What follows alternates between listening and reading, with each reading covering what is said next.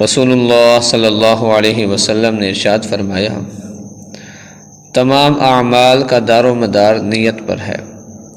اور ہر عمل کا نتیجہ ہر انسان کو اس کی نیت کے مطابق ہی ملے گا۔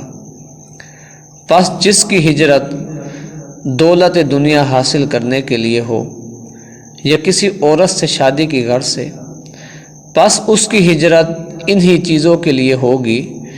جن کے حاصل کرنے کی نیت سے اس نے ہجرت کی ہے۔ ایک شخص حارث بن حشام نامی نے نبی کریم صلی اللہ علیہ وسلم سے سوال کیا تھا کہ یا رسول اللہ صلی اللہ علیہ وسلم، آپ پر وحی کیسے نازل ہوتی ہے؟ آپ صلی اللہ علیہ وسلم نے فرمایا کہ وحی نازل ہوتے وقت کبھی مجھ کو گھنٹی کی سی آواز محسوس ہوتی ہے، اور وحی کی یہ کیفیت مجھ پر بہت شاق گزرتی ہے۔ جب یہ کیفیت ختم ہوتی ہے تو میرے دل و دماغ پر اس فرشتے کے ذریعے نازل شدہ وحی محفوظ ہو جاتی ہے، اور کسی وقت ایسا ہوتا ہے کہ فرشتہ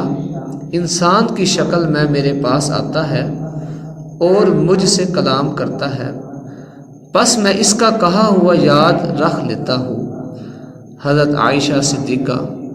رضی اللہ تعالی عنہا کا بیان ہے کہ میں نے سخت سردی میں نبی کریم صلی اللہ علیہ وسلم کو دیکھا کہ آپ صلی اللہ علیہ وسلم پر وحی نازل ہوئی، اور جب اس کا سلسلہ موقوف ہوا تو آپ صلی اللہ علیہ وسلم کی پیشانی پسینے سے شرابور تھی۔